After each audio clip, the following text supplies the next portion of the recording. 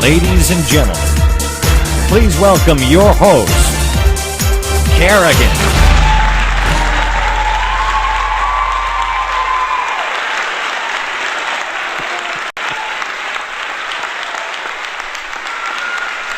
Oh my, oh my. I am red. Here we go. No. Oh my God. Okay. No, I'm done. This is good. All right. So welcome to Witch Talk. This is a very, very special show because I have someone that actually was here on one of the first shows, I think, of Witch Talk. And she was the second guest, I think, on Witch Talk, and then we kind of came up with something, called the Tarot Minute, and we did that for the longest time on Blog Talk Radio, and now she's here again, and this is the studio version of Witch Talk, so she actually comes in a very interesting phase. We're going to talk about oracles today, so no tarot. But we might touch in that. We might talk about tarot because we can compare things. What is an oracle? Is really tarot an oracle or not? All of those things. But we're going to talk about more specific the oracles and how we use it today, and what is the difference, and how do they work, and we're going to talk about also the history about oracles and what oracles come from and where they come from and all of that. So that's one of the things. After that, but before that, actually, let me just rephrase that. Before that, I want to tell you about our websites, because I just have to do that. This is the first website we have. This is our Witch Talk Facebook page, and you know that you can actually watch our show from here directly. You stream live, and you just click on that, and that will be it. You will be watching us. You can access to the chat room and everything. So now that I'm talking about chat room, let me just welcome everybody on the chat room. And then I wanted to talk about also this wonderful book that came out. It had the premiere in London a few weeks ago. It was really, really interesting. It's called Magic Without Mirrors. It's the last book of David Conway, the newest book of David Conway. For those of you who don't know who David Conway is, David Conway actually is an amazing magician, an occultist from England. And he actually was one of he had like a fantastic book out called The Magical Primer, and this is the last book. It's published by Logio's Publishing, which is my company, and it's absolutely amazing. It was the opening of this book was done in Atlantis Bookshop, this legendary bookshop in London a few weeks ago. So it's a very nice book. If you want it, there is a Facebook page for this book. It's very cool. I don't know why the page is flicking, but anyway. So okay, now we're going to talk about Witch is Born. Witch is Born, it's another page on Facebook. You can like it if you want. We have a lot of people here that like it. It's a recording from the 70s of this wonderful, wonderful ritual that Alexander's and the Coven of London did, and they recorded it. So it's very interesting also. A piece of witchcraft history, I think. So now, Jamal Difiosa had his book translated into Portuguese. Isn't that amazing? So, A Voice in the Forest, which is his first book, has been translated into Portuguese, and it's wonderful. It's a very interesting title that everybody can, if they are talking. I know that the is blinking. I know, I can see it. A Voice in the Forest. Conversations with the Spirit of Spiritual Conversations with Alexanders. It's now has now its Facebook page. So if you're a Portuguese speaker, if you speak Portuguese, this is a great opportunity for you to read this fantastic and classic book. Now, I don't know why it's flicking, guys. You have to kind of I have to apologize, but I don't know what's going on. So, Coin for the Ferryman. It's another wonderful book published by Logios again. I don't care. I'm doing my publicity. I mean, it's my show. So, A Coin for the Ferryman: The Death and Life of Alex Sanders. It's very interesting because it's the biography of Alex Sanders, the King of the Witches. So it's very nice. It was written by Jamal Di Fiosa with the intake of Maxine Sanders, which is Alex's wife and high priestess. So it's a very interesting book. Even if you're not a Wiccan, you can actually, it's a fantastic story. So you can actually know a little bit more about the movement of Wicca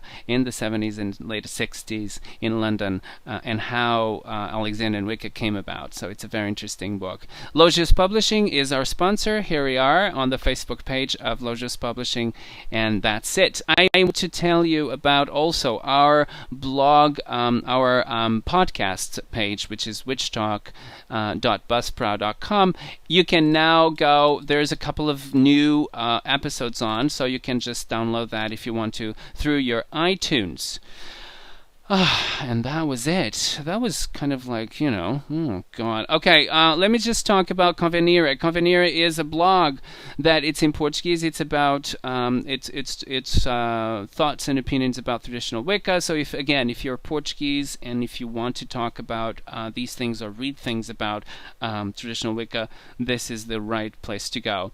I'm trying to kind of do a lot of stuff, new stuff, and improve on the Convenire, but I have so many things to do. Sometimes it's really, really hard to do them all at the same time. So, here we are. Now, let me tell you how you can contact on Witch Talk so that you can have our email and our contacts and our pages, all of that. Here we go. So, you want to know how to keep in touch with everything Witch Talk?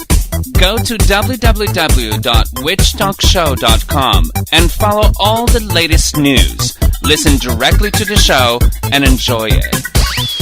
If you're on the move, take Witch Talk with you by subscribing to our Witch Talk podcast on iTunes or by following us on Buzzsprout Witch Talk site by going to witchtalkbuzzsprout.com. Don't forget to join us on Ustream Crowd. Go to www.ustream.tv/channel/witchtalk-show. Miss the show? Don't worry. Every show will be recorded and available for you to watch or listen both in Ustream and Buzzsprout. Witch Talk will air every Sunday at 4 p.m. Eastern Standard Time or approximately 9 p.m. in most Europe. Now, live in video, watch us on Ustream. Follow us on Twitter at Carrigan, Kharagan, with an H after the K, or send us an email at witchtalkshow@gmail.com. Now, back to the show.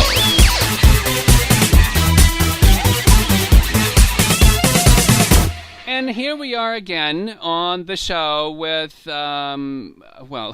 this time it's really a special guest because she was here. She was one of the first guests on the show a long time ago, and it's special for me because it's kind of that connection that we have since that time. And she worked with Witch Talk, also with the Tarot Minute. Who did not remember the Tarot Minute? I mean, that was something that, and they're still on, which is amazing. They're still on, and she had it on her website, so it's very, very interesting. So let's see who it is. Here we go. Oh, hold on. I thought that we have to do first witch reads. What am I doing? Okay. I know. Okay, here we go. Let's go with first. Let's go with witch reads. I just want Donnaleigh. Sorry, Indigo. So let's go for witch reads first. Here we go.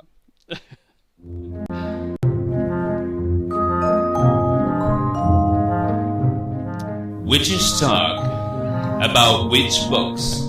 Witches read. with Indigo Estrella, which reads... Oh my, oh my, oh my, oh my. I'm so sorry, Indigo. I was it's like... okay. What? I'm excited for Donnaleigh too. So at first I was just thinking, I'll just wait till later. Indigo who? Yeah, that's all right. No, oh my god.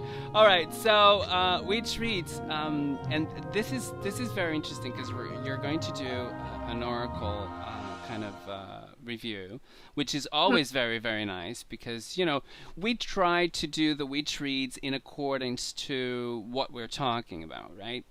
Yeah, exactly. You know, it would be an awkward thing if I were, you know, to review a book on voodoo on a show where we're talking about the oracle decks. It doesn't fit.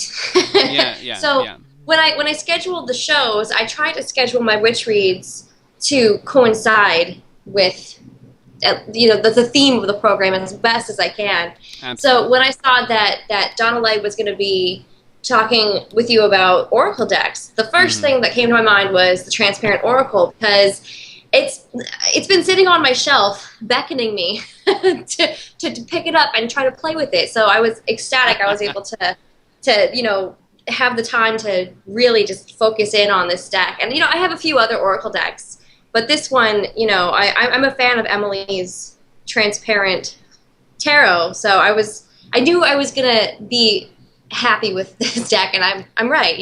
I'm very happy with this deck. You're absolutely right. Yeah. So what is that we're going to do? It's the Transparent Oracle by Emily Carding. It's published by Schiffer Books. So thank you, Schiffer, for sending me this lovely, lovely deck. It's absolutely amazing. Yeah, the cards themselves, they're plastic, almost like if you ever had transparencies at school. I had them a lot in math class. They're clear, so hence transparent. And the artwork is a bunch of little dots that it's kind of reminiscent of pointillism. So when you layer them on top of each other, you can actually clearly see through to the card underneath. So we're seeing now a video of Jamal just to illustrate what we're talking about. But go ahead. Okay, so yes, they're round, and you can't really see how large they are from the video. They're somewhat large, especially I don't really have small hands, but they're I'd like to. I forgot to measure it, but it's probably a good 4.5 inches. And I'm sorry, I don't know how many centimeters that is for the rest of the world. But it's about 4.5 inches. Yeah, it's about 4.5 inches. But some people say they have issues shuffling with the round cards, and I know that you suggested using the washboard method, but I'm not a fan of the washboard where you stick it on the table and move your hands in circular movements. I'm not a fan of that.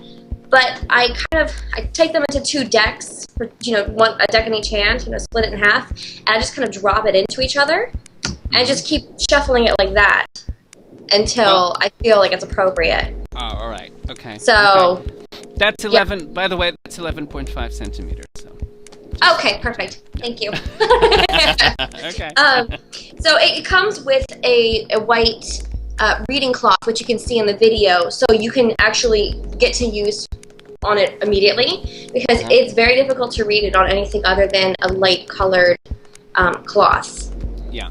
Just because of the nature of the cards themselves. I mean, they're darker colors. Sometimes they're even black. And if you're trying to read a clear card with black artwork on it on a black or dark surface, it's impossible. So, so it comes with the white reading cloth and an awesome booklet. And it describes each of the cards in detail. But the thing that I find that is fascinating about this deck is that it blends Western esoteric mysticism or hermetic principles into the oracle deck. So it's not this light and airy kind of angel reading card sort of deck. It actually has substance and depth to it, which I find really refreshing, especially when it comes to oracle cards. For example, the cards are divided up and numbered, into different sections for the 7 directions, which are beginning with east, south, west, north, above, below, and within. And each of these have their own, particular principles. I know with the directions, the traditional, east, south, west, north cardinal points, it has a card for the gateway, weather, element, time of day, landscape, and then there's 3 guide cards. So, for example, I'm looking at the south deck, the south collection. So there's the snake, the stag, and the horse. Oh, and the bee. I'm sorry, there's 4 guide cards, and the bee, and an elemental card, which is, south, it's a salamander. So it's very interesting. We're actually seeing the transparent tarot also on top of these. I mean, you can use the transparent tarot from Emily Carding, but you can also use her transparent tarot on top of those. And actually, Jamal is doing it right now. But we're just reviewing the oracle. Just oracle today. I've already given a review for the transparent tarot. Yes, you did. Which I believe it was a 5-star. Yeah, it was a 5-star. Cauldron. So, yay, Emily. Yay! So it's very interesting, and that's the thing. If you have the transparent tarot already, you can use it together. But the thing with this is it works perfectly fine on its own. Which I mean, I don't really like too many oracle decks. I'll be honest. When it comes to oracle decks, they tend to be a little bit lacking for me. The thing with tarot that I love so much is that there's so much symbolism and so much deeper hidden mystery to the tarot itself. And I'm not even talking about the tree of life kind of Kabbalah symbolism. I'm just even the images on the tarot itself tend to be very, very deep compared to many oracle decks that I see. And this is one of the few that I'm just blown away, because it's just amazing. You can even layer so many cards on top of each other, depending on how many, Absolutely. Let me just say this, because I want to say it. Emily Carding, this was, and Emily is listening to us right now. I know, she's in the This was a cue of genius. I mean, this was something that it's so rare. I mean, for people to have these kind of enlightenments of, whoa, transparent tarot. I remember that she said that. From the interview, she said that she was in bed and then she sat bolt upright and shouted out transparent tarot. It's so amazing, and her husband said, "Go back to bed." I know. I think that this is just one of those things that it's unique. I mean, and it comes like in so many years. You know what I mean? So it's kind of like, this is it. I don't want to sound like Michael Jackson, but it's really what it is. I mean, it's an amazing idea, and take it anything towards another dimension, which is absolutely amazing. Which is, it's almost 3D. It's just more than the 2D. It's just layers of images that can actually form other images, and it's just this huge, amazing thing. It's a form of alchemy to me, that she is able to take something so common as an oracle or angel deck and then elevate it to a whole new dimension, a whole new level, and make it something that is, the images themselves, they really speak to that intuitive subconscious. You look at them, and then, I mean, I've been having much more vivid dreams, and I'm starting to see the symbolism and everything much more clearly since using this deck. And I remember I said the same thing when I was reviewing the transparent tarot. It's very incredible, and I think that it has something to do with Emily's connection to the fairies or the fae. And it's just it's inspired. It really is, and I'm really, really happy that I was sent this deck, because it's just incredible. I really, like I had said, I'm not a fan of too many oracle decks, but this I'm completely shocked. I love it. It's fantastic. And it's so accurate for me. I just doing. I told you about a spread I did earlier, just before the show, and it's very accurate. it. Oh my God, that was amazing. Yes, Yeah. yes. Yeah, And, we're not going to comment, people. Sorry, personal Yeah, stuff. No. But yes, sorry, but I'm it's not really, gonna make, really. personal spreads and personal divination. I'm not making public. Sorry, but I'm just saying for the record, it really is working. And when I first got these decks, I'm not gonna lie, I wasn't too. I loved the idea of going out of the box and being creative with the transparencies, but I wasn't so much a fan of the fact that it's not really a natural material. It's plastic. So, and in my experience, plastic doesn't really hold personal energy very well, if at all. So, I was sort of hesitant about how well these would actually work for me. But this is one of I'm the actually uses of surprised. plastic that I think that it's okay. I am too, and I've been on air, I've been on the record complaining about plastic and glitter, etc. But these cards will outlive me, and I'm glad of it. Just because they do work, and I don't know. It's got to be something about the symbolism on the cards or something, because most forms of plastic don't do much for me, but these actually they work. And I'm not gonna lie, they work. A noble use of plastic. Yeah.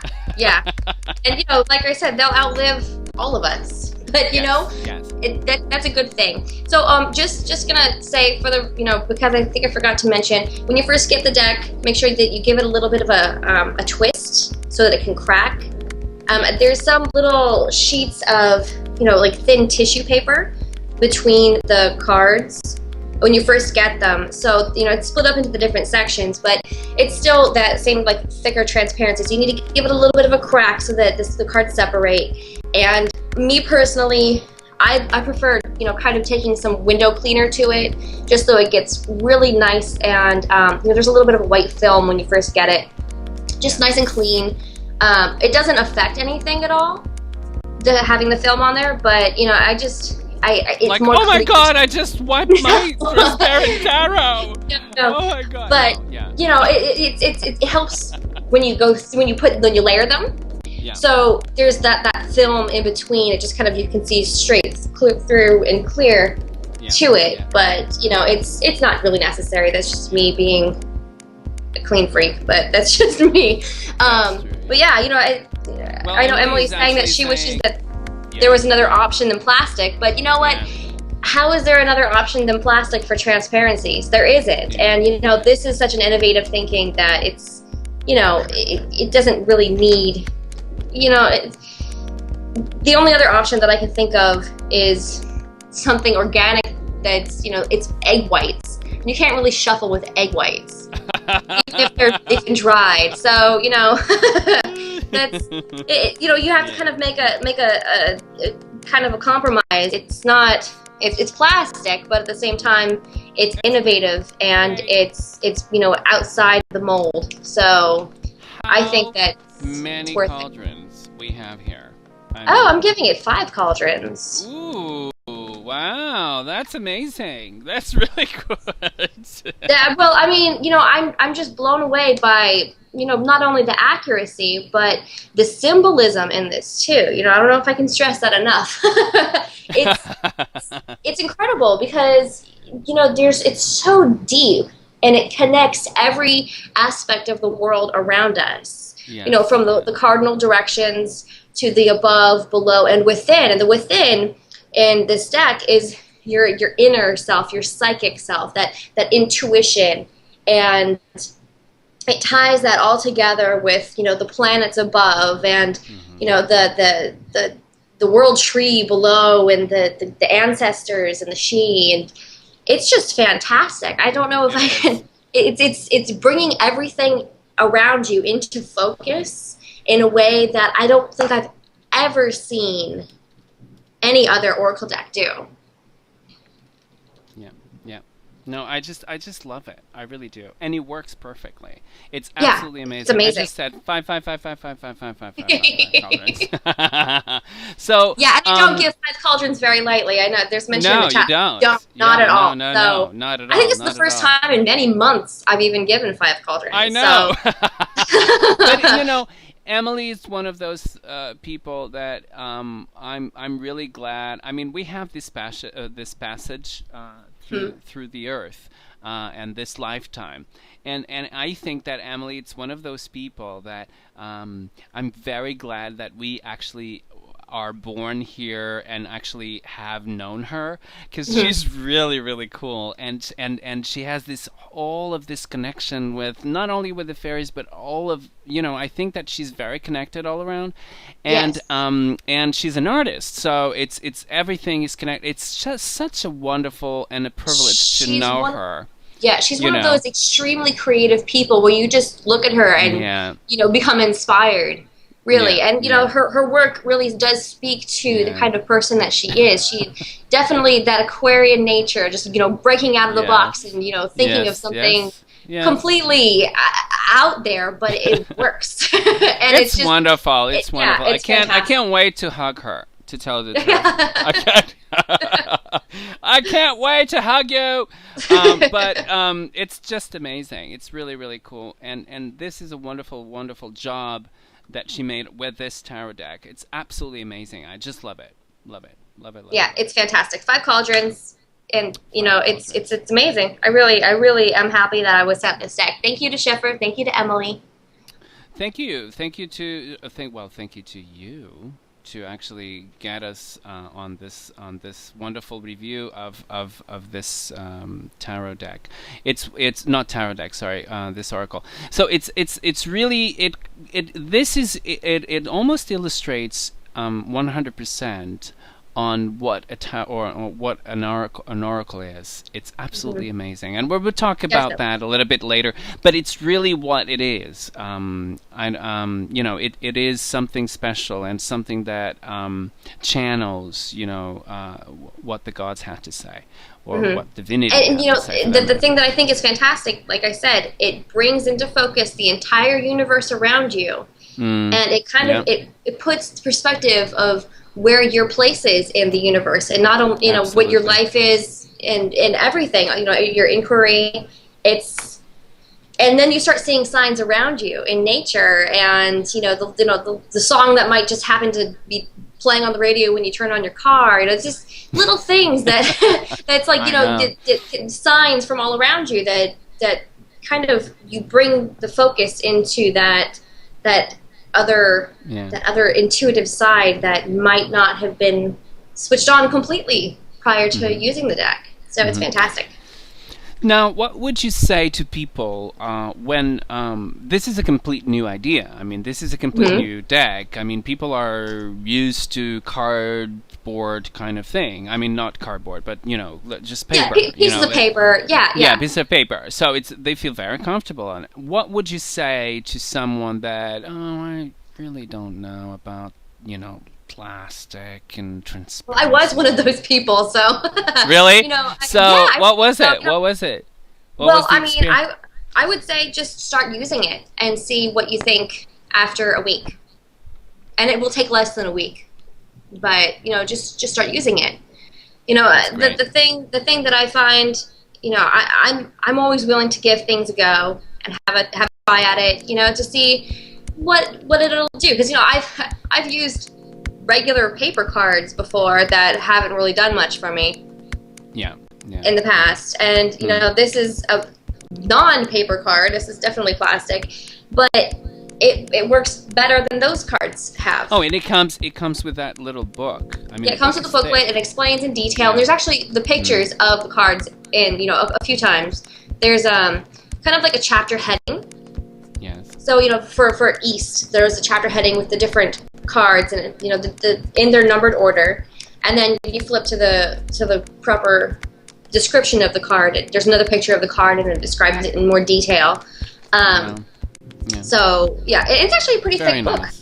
And it's beautiful book. Yeah. I would say just give it a try. I mean, right now in Amazon in America, let's see, The cost is only $26. So well, that's a tarot deck. I mean, if you're buying a tarot deck, always like I don't like tarot decks. I mean, I like tarot decks, but I like oracles better. I don't know why, but it's kind of like a more you can have a more. The you use is much. It's one of the few that also has a deeper symbolism in it. I know. So it's kind of like a different thing. I mean, it's a personal experience for me, but I think that oracles for me work a little bit better than tarot. But and then people can say, well, an oracle, tarot is an oracle. What do you mean an oracle? But we're talking it's about not really. Tarot, that's the traditional. There is a symbolism. Yeah, there is a symbolism associated with tarot specifically, and oracle. The oracle, might contain some of that symbolism, but not necessarily.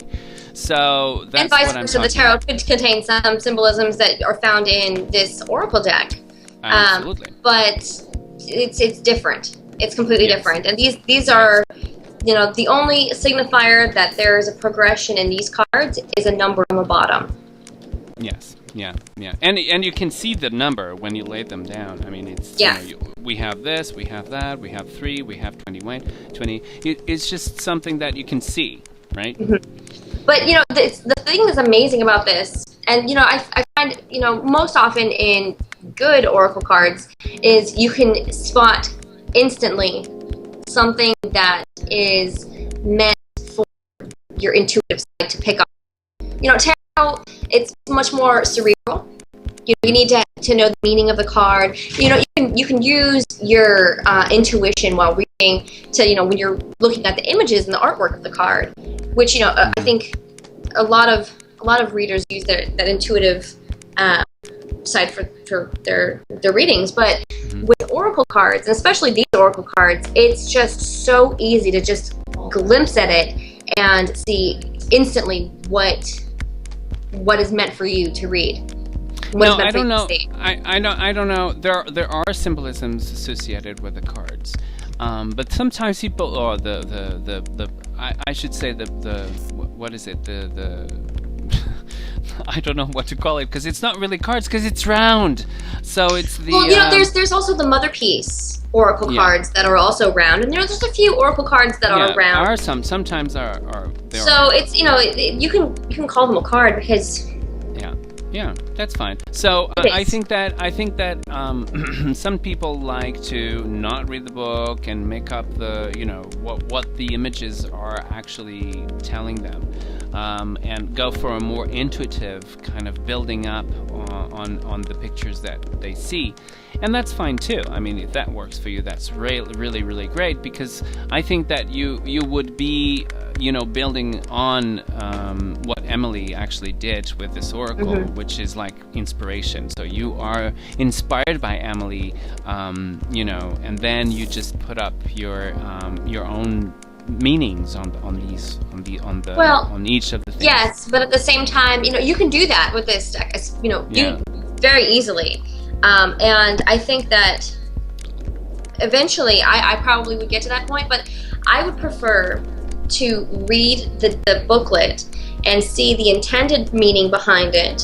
and then work from there because then I'll know a little bit more of a deeper message because you'd be robbing yourself of a deeper reading, and especially because this deck was created with so much esoteric principle behind it. You'd be kind of denying yourself something that could be even deeper of a reading than you are working at on just a base intuition.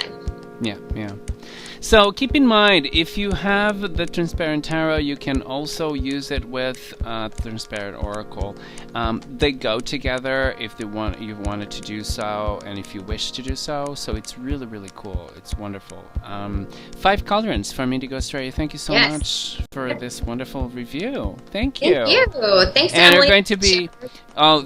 Thank you for Emily. Thank you, Emily. Now, you're going to be on the chat room, right? Oh yeah. All right. Oh yeah. Okay. I wouldn't miss the show. Okay, so thank you so much, Indigo, for being here. Thank you for doing this wonderful thing. Thank you. Thank you very much. Bye-bye. Bye.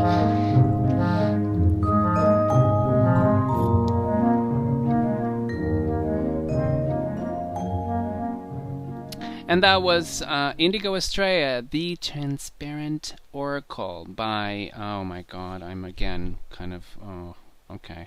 The Transparent Oracle by Emily Carding. Oh, please, I'm red. Why am I red? I don't know. I think it's the red t-shirt, to tell the truth, that does this. Oh, for God's sake, I don't know what to tell you. Okay, here we are.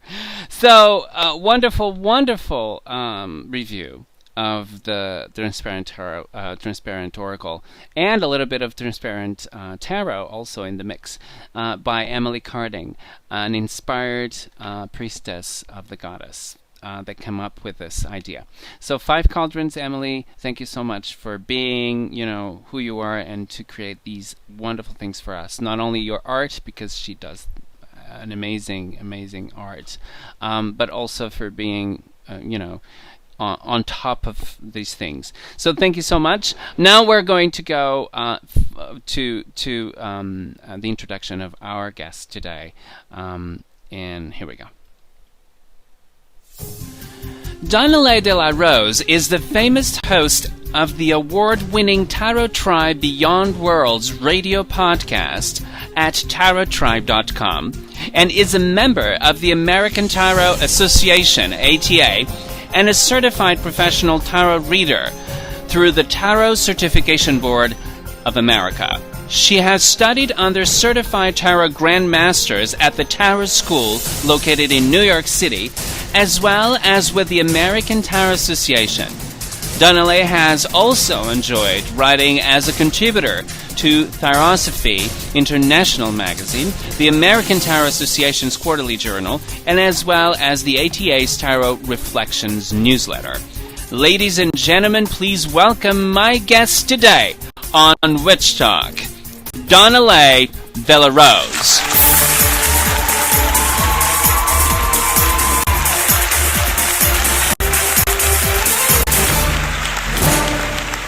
Here I am again. Very red. Oh, God.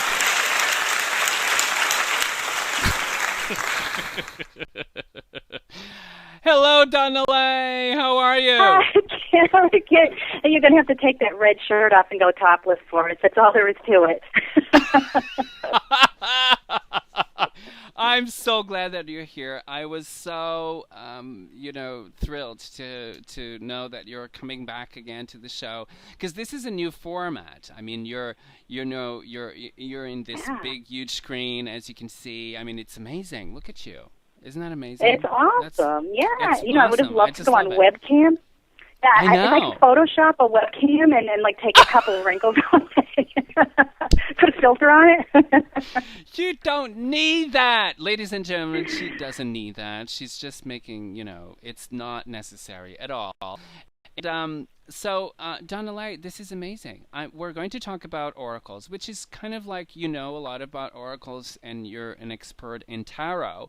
But we're going to talk a little bit, about oracles, which is different from what you do. You really have this fantastic show, Beyond Worlds, and it's wonderful. It has been for how long on Blog Talk Radio?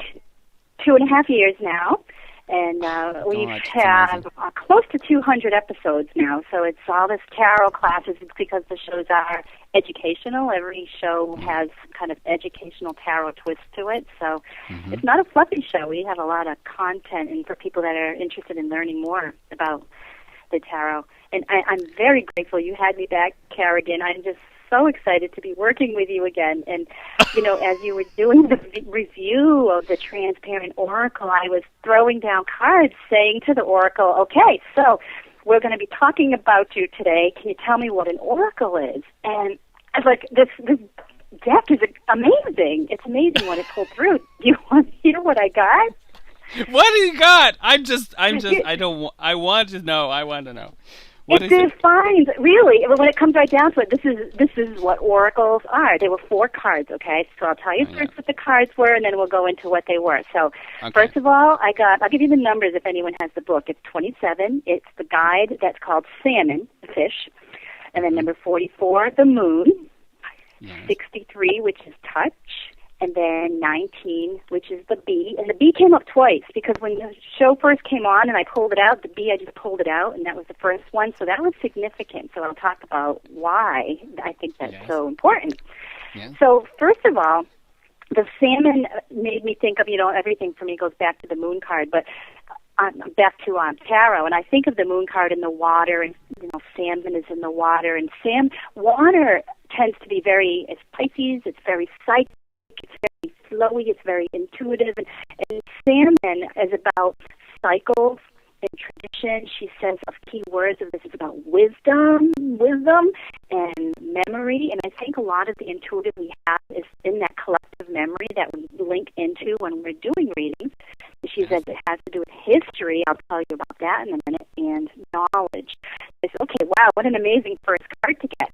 And then I layered over the moon, which is one of the most intuitive cards in tarot, and it is also about cycles, and it's about intuition, subconscious, tides, and mysteries. Then the touch card came up, which I'm thinking, well, that's very interesting because this is now a very physical card. The other two were more like flowy and changeable.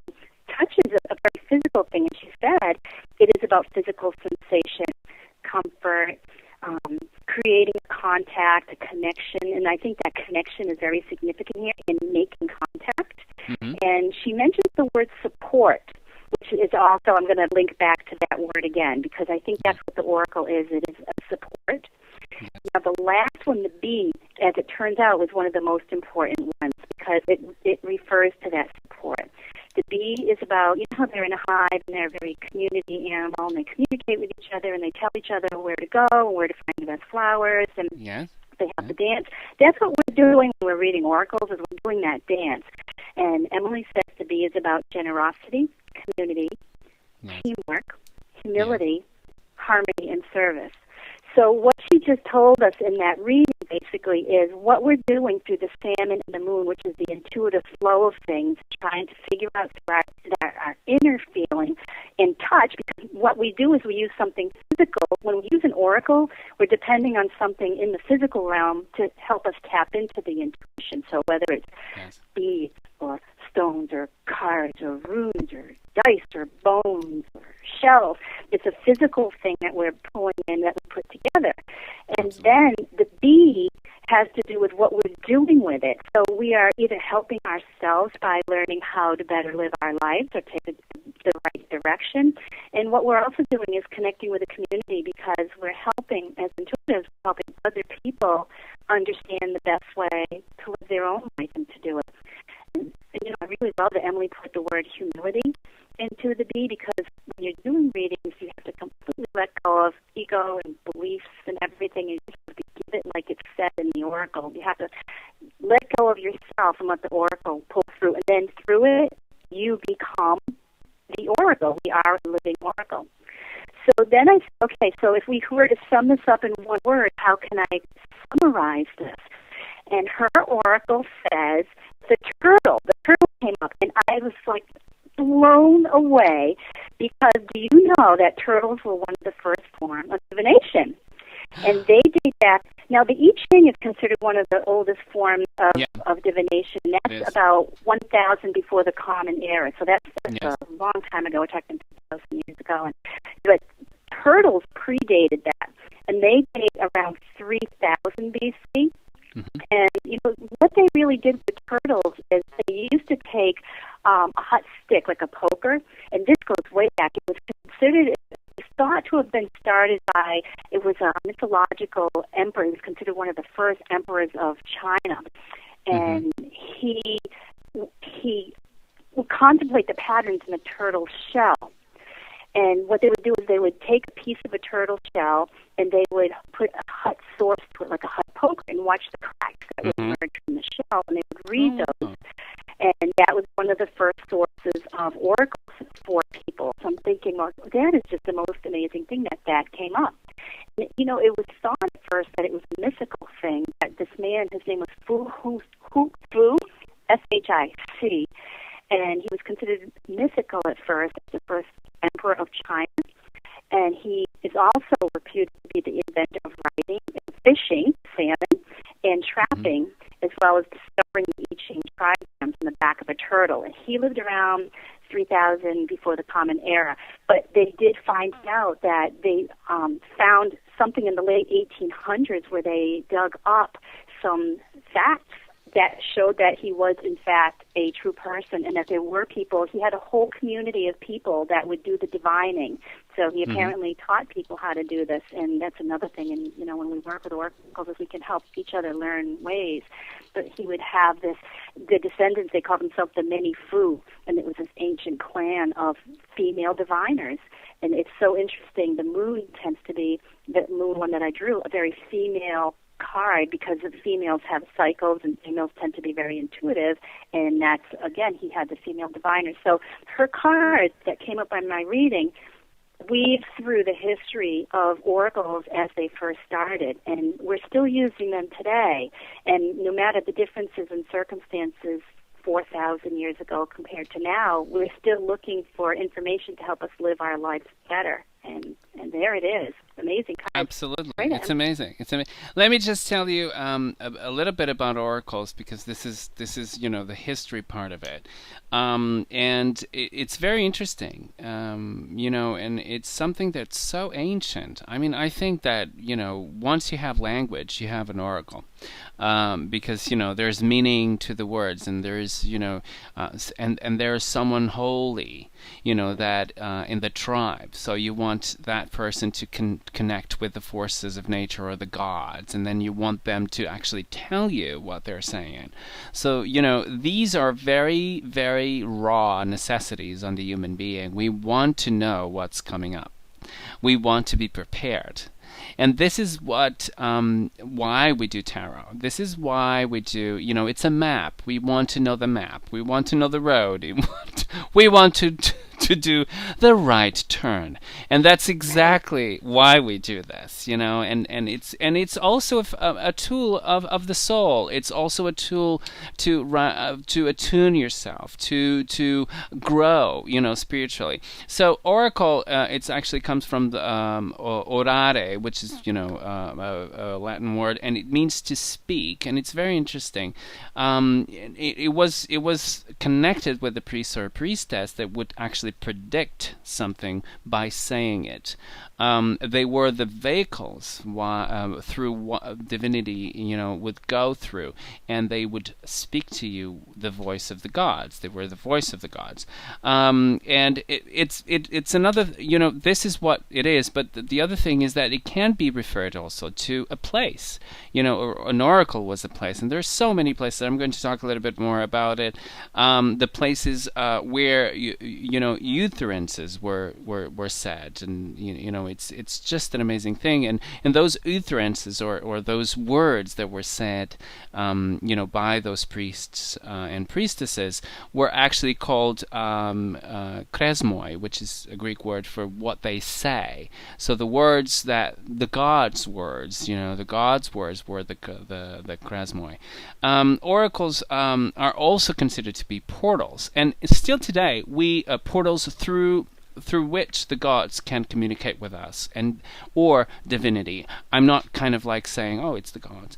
It can be, in a general sense, it can be that divinity communicates with us, and the tarot is included in it, and that's a portal where you, and all the oracles, you have on all the cultures of the world, you have the diversity of you just talk about the I Ching, there's the little shells in Brazil that you can just toss in a little tray, and then the ones that are up mean something, the ones that are down mean another thing, and there's this whole thing.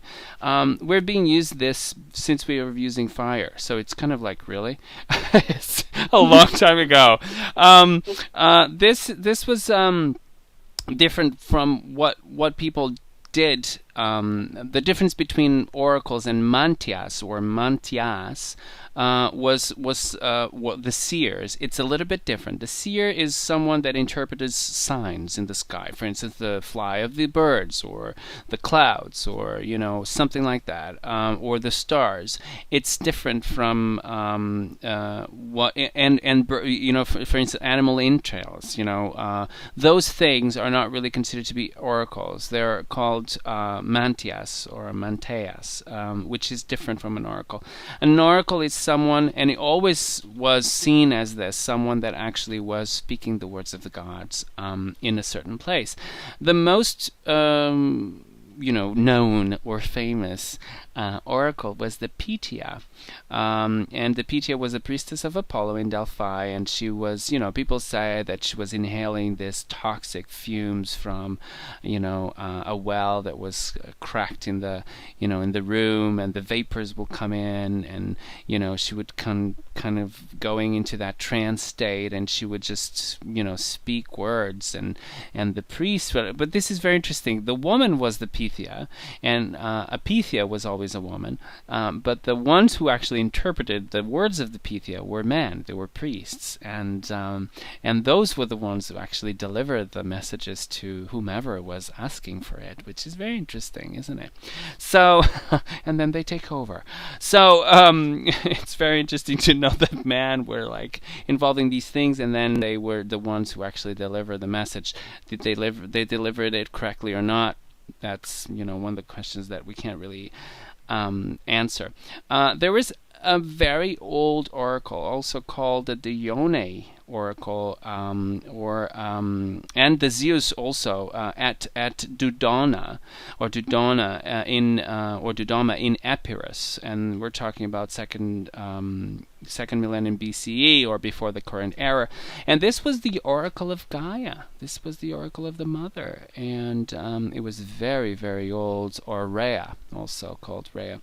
Now, there were many oracles in antiquity. One of them I just talked about it. It was the oracle of Delphi. Was the one that it's actually kind of like known, and it's very interesting, Donnaleigh, because it was the questions that people do in Delphi, or did in Delphi, was about corporate stuff and war stuff. So it's very interesting. If you have a store, go to Delphi and ask the question, am I going to be bankrupt or whatever? The interesting thing about this is that Delphi at the time was the same as the Vatican today. So there was a lot of money involved in this. There was a lot of banks in there, or treasure houses, that they call it. And the pilgrims will come to Delphi. This is a huge center of people. Thousands of people from all over the world will come to Delphi, to consult the gods. And this is people don't have.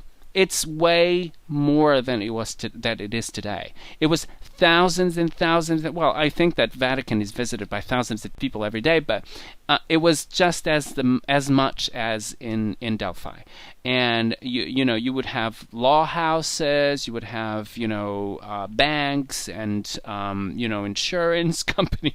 You would have everything in Delphi, so that when the pilgrims will come here, they will put their money, or they will take their money out to pay the oracle. So it's a very interesting thing. Everybody that had a war or whatever, it's just amazing. They will go there and they will actually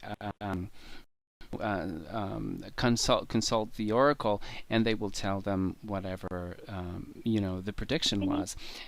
Yeah. So then you have Epidaurus, and Epidaurus was also a very big oracle in antiquity, and that was just specifically for medical issues. So if you have medical questions, you would go to Epidaurus. Am I going to be well? Am I going to suffer from anything? All of those things.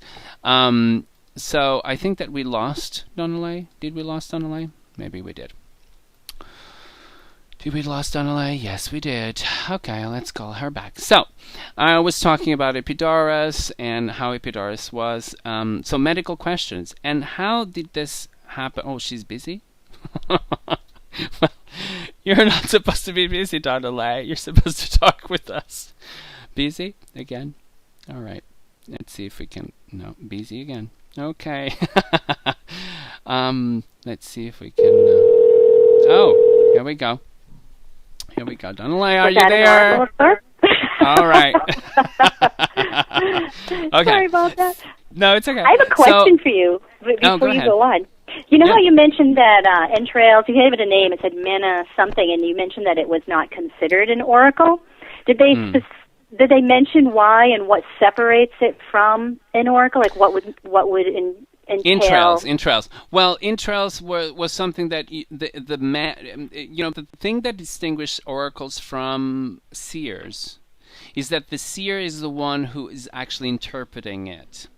So you would see someone, kind of like killing a chicken, let's just say, and then open the chicken up and go to the liver and see the things, all the tripes and things inside, and they would just predict something out of that animal. Entrails. So it's kind of like the person into something. So it's my interpretation, my personal interpretation of what I know about these methods onto what it's going on. With the Pythia is different. She is a direct channel from the gods. So there's no interpretation from the Pythia. The Pythia just serves as a channel and just speaks what the gods would say. So Without there's a tool. Without a tool. So there's no tool whatsoever. She just channels. Now you can say that the priest who then took her words and translate those words to the man that were, or women that were asking the question, they were seers, because they were interpreting what she was saying according to a skill that they had on how or what these words or these, because the words that she mumbled were words of gods, and they were not perceptible to the common people. So you needed a priest to actually translate what she was saying into a comprehensive language, so that the person or the common person that would come to the oracle will actually know what they were saying. So it's kind of like a very distinct, role. So seers rely on skill on to how to say things about what is going on. An oracle, it's normally a person or a place, but a person in this case that would just channel that into what it was. And it was very interesting. I'm just very sad, because I think that it was really horrible when the last Pythia prophetized the last words in Delphi. That would be very hard, I think. Knowing that you're the only one or the last one. Isn't that amazing? Because you dedicated your whole life to that. You don't do anything else. You just don't have a husband. You don't have anybody. I mean, it's a total devotion to the oracle. It's amazing. Now, I was saying that Epidaurus was the medical questions. They would do this. And you can see in various places, including in Portugal, you can see when you talk about oracles and when you talk about all of these things, they are very much connected with dreams, and they're also very connected with the underworld, or the below the earth. So you see things like people sleeping in caves and receiving prophetic dreams. You know what I mean? So you see all of these things are under the earth or on the earth, or very small kind of contained, chambers that would give you these dreams, so that you will be, kind of illuminated about them, the future, or what you were asking. We have actually in Portugal a very active site still today, and it's the Temple of Endovelicus, and they did the same thing. They did this oracle was very similar to Epidaurus, because it was a medical oracle. Endovelicus was the god of healing in Portugal. And what happens with this is that the priest would make these very small little cakes that they will give you, and then you will stay on the temple and go into the underground underground to sleep on that for the night, and then receive the dreams. And the dreams were the means by which these gods will talk to you. So there's a lot of receiving directly. So it's always about receiving directly. It's not by means of interpretation or whatever. It's receiving directly. So you just kind of like go with it. then it was there's another one with Amon in Libya, which was what was the oracle of Zeus, was visited by Alexander the Great a lot of times. So Ammon was one of them. So it's absolutely amazing. I just love this. One of the things that you can read about these things, and I think that it's absolutely amazing, it's about someone called Lucian, and Lucian was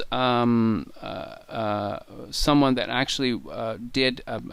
He wrote, and we're talking about Roman times. He wrote. There's a lot of controversy. Where is he from? Where does he come from? But Lucian wrote something called the Dea Syria, and that's the Dea, D-E-A, and then Syria, S-I-R-I-A, and or the Syrian goddess, and it's a description of various religious cults and practices, and we're talking about the 2nd century on the Common Era. But it's and those religion practices involved also oracle practices, and you can see that he describes all of this firsthand. So this is a wonderful text. You can find it on the internet to kind of like come up with an idea of what they did at that time and how it was because this guy was basically a reporter. He was a journalist. He was just there, taking notes and talk about these. Obviously, it is his opinion. It is the way he saw it. But still, it is a valid opinion. It's really neat when we have like a first hand on those days that the goddess cult was actually in practice, and this is in Syria. So it's very interesting to know these things. Sorry, Donnaleigh, I took a little bit of your time. That was very interesting. Yeah. So tell me, what do you think it is an oracle? I mean, is it tarot an oracle? Do you think? Well, I did a little digging before because I consider it an oracle, and an oracle is something that gives us information. And when I went looking online, and in the World English Dictionary said basically an oracle is an agency through which a prophecy is transmitted. So as an agency, that could be us as people, like you just mentioned. You don't need to have a tool. It can be the tarot. It can be cards, anything, and rocks. So any agency through which a prophecy is transmitted. So tarot is one, and it's one that's very well studied. I think you can get a lot of information through just about any oracle.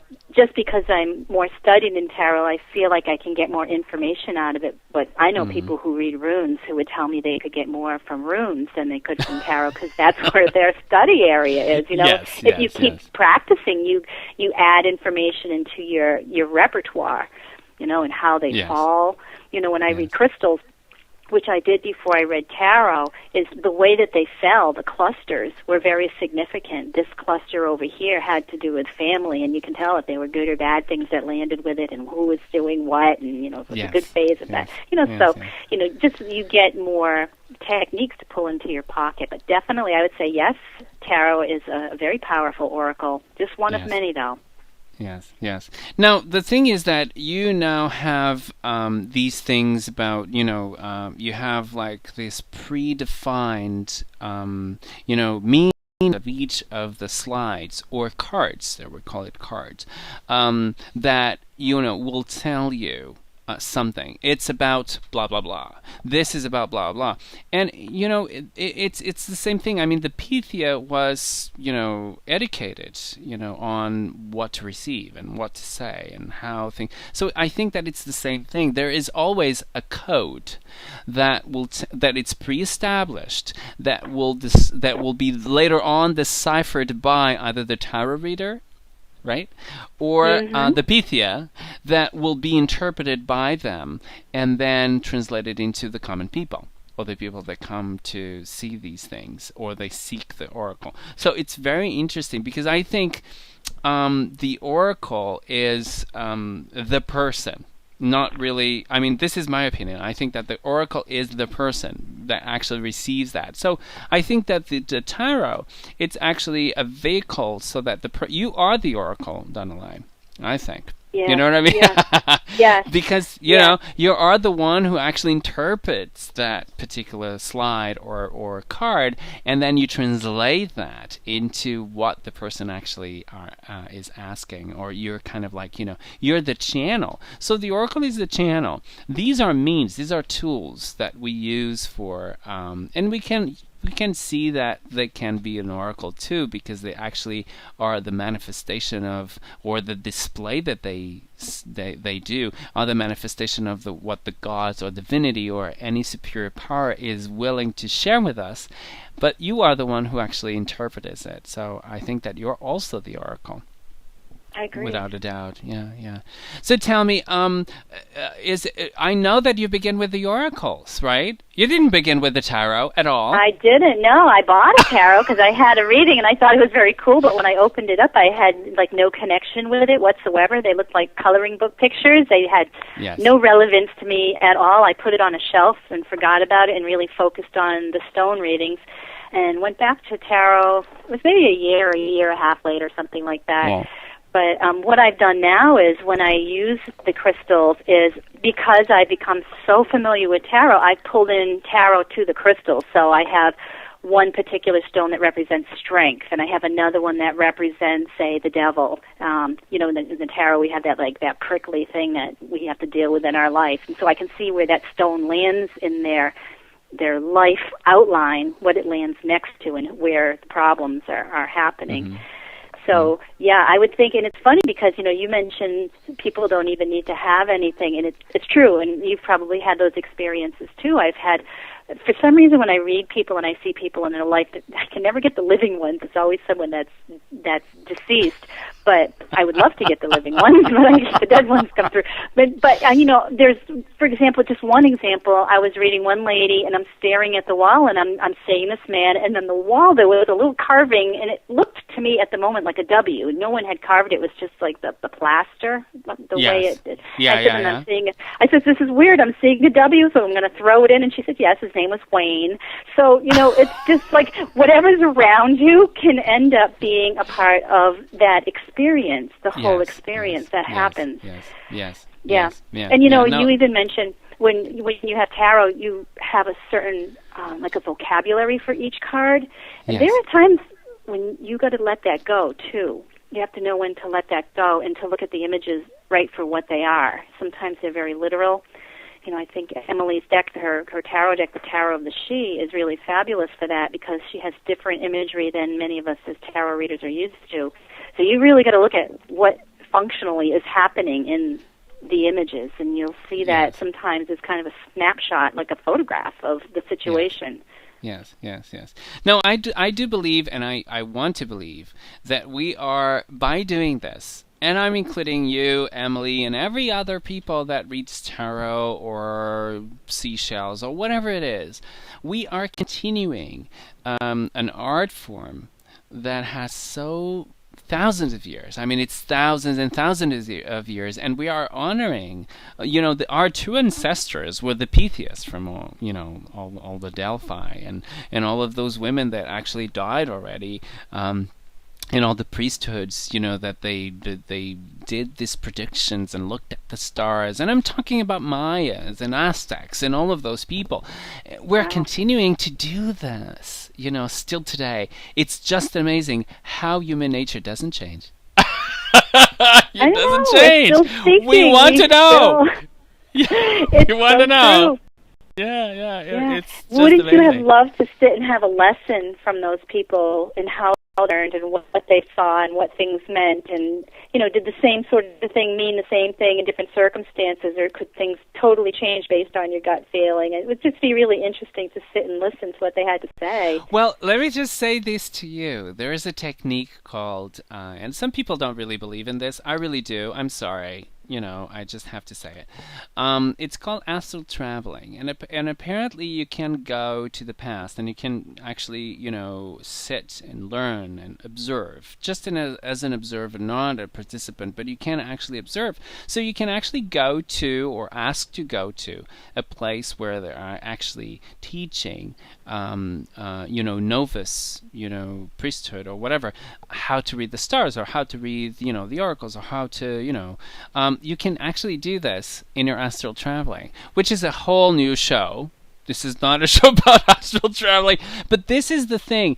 Some people have what I called direct contact, and that means that they are attuned in a way that it's so special that they know without even being there. I mean, it's coming to them naturally. Yeah. You know what I mean? Did you ever found that? I've never astral traveled. That's one thing that I've never done. I've done a lot of really interesting psychic work, but that's not one of my gifts, or not one that I've ever tapped into anyway. That would be interesting. Well, I think that you should try, because it's very interesting. It's very, very powerful, and it's something that I should mention, because sometimes people think, oh, we lost, we lost all of that knowledge. Well, not really, because that knowledge is actually reserved, and kept into this astral plane, and you can actually travel there and know it and learn from it. If you met, some people call this meditation, some people call it astral traveling, but it's maybe really, I have then. Maybe I've done it and never knew it. Maybe I've gone to this place. Because some people will call it the Akashic Records, and you have to go to the book and see the book, and it can be much. To me, I've never seen to go to this place and look at a physical book, but I try to tap into that energy in that place and how it's given to me. I'm not really sure. I can say where I believe the source to be, but nobody knows. Just like people who, like myself, who have connected with people who have passed, am I connecting with that dead person, or am I connecting with a memory of that person sitting in front of me? That day, when the word memory came up in one of Emily's cards earlier, am I tapping into just that memory, or is it more of a collective memory that it goes into the universe after somebody goes and it becomes just part of an action you can tap into? When you do this astral travel, you can actually tap into the Akashic Records. That's true, but you can also take lessons from ancient people, from teachers that are there. And you can actually, I remember there was a friend of mine who did this wonderful traveling, and she went to the astral, and she wanted to learn, I don't know what it was, but she wanted to learn something that was lost. I mean, there's no way that you can get that, because, things are not there anymore. So she wanted to go to this class, and she was looking around in the astral plane, and she was looking around, and she saw this bunch of people getting together, and this person kind of like teaching them something, and all she can hear was basically Charlie Brown's teacher, wah wah wah wah wah wah wah wah wah, and blah, it was blah, like blah. What? Yeah, blah blah blah. What was that? And then the teacher just stopped and looked at her and said, "You know that you're not supposed to be on this class, don't you?" And she was like, "Oh, I'm sorry." That's okay. And she continued, wah, wah, wah, wah, wah, wah, wah. So if you're not supposed to know, they will not make it comprehensive to you. So you will actually just hear wah, wah, wah, wah, wah. But if it is something that it's on your level, that you can do this. This is amazing. I mean, this is just amazing. And I didn't tap into it so much as I wanted to, but I think that it's a wonderful thing to look, and worth it to look at, because it's a wonderful technique that you can tap into that knowledge that we thought that it was lost, but it's not actually. It's there. We just have to tap into it.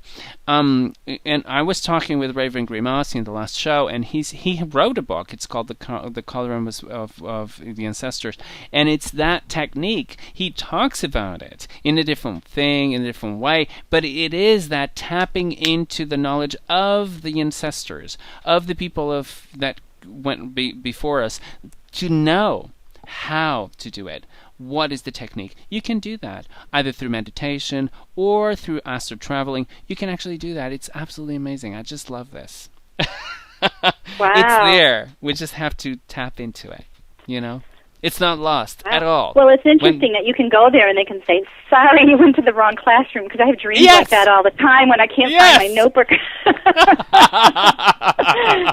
It is true. It is true. Oh, so it's always like, you know, and people sometimes go and say, oh, I've, and it is tiring. I mean, you wake up tired because you were all night long or on this journey, you were working hard. Right, yeah. The difficult thing is to keep records of this. This is the thing that I think that it's important, is to keep records of this, because it's almost like you're waking up of a dream in a dream. You have to write it down right away, because it will go. It will go. It'll go. Yeah. So you have to write it down right away. Have that diary right there on your head of the bed, and just grab it, or a recorder, and just talk to it. And that's one of the techniques that we have, that we can actually tap into very, very ancient lost knowledge. It's very good. Now tell me, Donnaleigh, do you use oracles other than tarot? I do. Well, the stones are the thing that I use the most. So the tarot is good if you have a question. I tend to find that it's more general if they have, like, tell me about my life. And you can tell them about energies in their life, but you gradually narrow it down to a piece. If I go to the stones, I can give them more of a general reading where it'll say, at work this is happening, or there's not any work, and this is happening in your family, in your house. Here are the circumstances in terms of physical property and home, and you'll see where the nasty stones land next to, and they'll inevitably say, yeah, well, that's kind of where I'm worried about, and then the questions come through. And sometimes they'll say, what should I do about this? And there are times when I'll have them reach into the velvet bag and take a handful of crystals and put them down. It'll give an answer sometimes that way. But more often, if I want a lot of detail, I'll tap into the tarot. Now, just about every professional reading I do, I'll do tarot, but I mix in oracles with it. So I almost always use a deck of shadows, and I will pull out a bunch of other, like, very simple decks. There's one called Power Animal Oracle Cards by Stephen Farmer, and when I do a reading, it has tons of cards. So it can give a lot of information. Sometimes that can be overwhelming for a person. How do I narrow this down to one small thing? So I'll put down just 3 of those cards and say, okay, now look, we're going to summarize what I just said. So here's the 3 things that we need to remember. And it kind of encapsulates the whole thing through that oracle. Runes are awesome. And what I'll do sometimes is I'll have a big layout on a table, and then I'll have the person dig into the bag of crystals and the bag of runes, and I'll say, just let them move through your hands, knead them like bread dough, and then put them anywhere on any card that you think they belong. And, the person that's there typically doesn't know what the cards mean or the symbols of the rune, so they'll just randomly put them down. And what's the most amazing thing is that rune, if it lands on a certain card, will start having a discussion with the card. So if you have, say, one of the runes represents strength and power and divinity, and it'll land on, say, the King of Pentacles, and then I can start talking about how those 2 energies match, and like, this King of Pentacles is looking really good, and if this is the business, it's like, this is really strong. So if you were to come, for a business reading, that would say something. And just that there's so many wonderful things that you can use. I've seen shell oracles, and I have a lot of little things laying around the house. I saw one person once, she had a junk oracle. She had all these little toys, just like random little tiny things she found, and she put them in a bag, and she would throw them onto the table, and it would create a reading. And you can give attributes to just about anything that exists out there. You can use grass if you wanted to. Yes, so, yeah, that's true. As long as you know what you're doing, there's different. Absolutely. I think. Yeah, I think sometimes the best oracles are the ones that you make. Like the stone one I have, I got to custom tailor it. Like if I wanted to talk about, like, for example, some of the stones represent, I have a crossroad stone, and I do reversals. So one side of the stone, the crossroad, is very clearly lined, and it's a clear, almost like an X, and the other side is a hole in the middle, like a block. So that would show me if that person is at a crossroad, whether they have a choice or that the choice is made for them, or if they're not making the choice at the crossroad and they're holding back. I have a career one, a money one. I have one on strength, one on illness, one on transportation. It will tell if they've just gone somewhere. I have a yes and a no one, that will help give me information. There's a lot of different things that you can, whatever it is you want to know. But even the size of the stones matters. The big things in our life, the questions always tend to be about money, relationships, family, love, those sort of things. So those are my big stones. And all the other stones tend to be smaller because they cluster around the big stones and they define what those big stones are. So if someone wants to know about relationship, there's the big relationship stone. See all the little ones that are around it and what's happening and what's far from it and what does that mean. I didn't have any idea that you did that. Because you always we always know you by the tarot. It's like she's doing it with stones. Well, here's the thing with stones. See, tarot scares some people. People that don't know what it is. Some people are frightened by it. I don't. There's nothing to be afraid of, but some people are just that way. But stones, everybody has touched stones, pick up stones, you go to the beach, you collect stones. There's nothing dangerous about holding those. So people tend to be less intimidated by them. So if people are nervous about it, we just take those out and we play with them. I'm like, let's just see what's in the stones, and they think it's a very magical thing, and they're beautiful, but they're very, very, very meaningful. So, and I've had some people who are afraid of tarot. We started with the stones, and then they asked the question. I said, this would be a great one. We could consult with tarot and see if it works. It's just as friendly as these stones. Do you want to give it a go? And it's just about all the time they'll say, let's do it. Then once they start feeling wonderful. safe. It's just wonderful. I just love it. Now, I have some questions on the chat room. Are there any books that you can refer me to about crystals? There are. Yeah, there's some good ones. None of them are exactly the way I do it, but it can give you the gist of what's happening. There's one called Crystal Decoder. Harness a million years of Earth energy to reveal your life, loves, and destiny, and that's by someone named Sue Lilly, Lilly. There's one called The Crystal User's Handbook by Judy Hall, and that tells about meanings of crystals. So if you are not sure what to give for attributes to it, you can attach, like say you want to attach chakra meanings to it, or if you want to take, for example, fluorite. Fluorite can mean cluttery or clearing the clutter. You use fluorite to clear out clutter in your mind or in your home. And so you can use it as a clutter stone. So if it landed next to something, it could indicate confusion or messy or misunderstanding. Another book is the Crystal Wisdom book, Cast the Crystals for Healing, Insight, and Divination. That's by Stephanie Harrison and Barbara Kleiner. And I would say, there's a bunch of books I usually take when I teach the class, but there's one that if you ever want to take a look at what stones mean, it's kind of the Bible for stoners, for people that like stones. It's called Love is in the Earth, a kaleidoscope of crystals updated. It's kind of like a Bible of crystals stuff. It's got no illustrations in it, so you use another book for illustrations. But it really gives you all that you need to know in terms of the spiritual attributes of crystals. It's really wonderful. But you can use a casting cloth, and you can put squares on the casting cloth, or make a sphere, almost like an astrological wheel, and divide it into sections, and you can have them fall on it. So if you had the astrological wheel, what does the stone that lands in Aries mean, and what does Aries mean, and when that stone is, how did the two interact? Or you can do something like past, present, future. You can do something like make a square for work, square for relationships, and there's so many ways you can do it. You can make it your own. Mine tends to be just a round cloth that's velvet that has no writing on it, and I have two stones that tell me which way to go in the middle. I have a clear, big quartz with points on it, and there's one point that's very clearly defined, so it gives me a direction, and then another one is like an amethyst quartz, and they're one of the biggest ones in the whole thing. So when we throw them down, the clear one is focus, what they're looking at in their life and whatever it's pointing at, or if the stone's really close to it. And that also tells me the direction of time. So whichever direction it's going in, I look at the stones in front of it, and that's where they're headed, and the ones behind it are what they've just experienced. And then the amethyst tells me what their purpose is, or what they're supposed to be doing, or kind of like why they were put here. And you can see if the two are pointing the same way or different ways, and are they looking at the same thing. almost always when they're pointing against each other, the person is in a stuck phase and they feel like they're not going anywhere. And when the two are aligned, they feel like their life is moving really fast and some really exciting things are happening because it's a natural fit. They're focused on their destiny.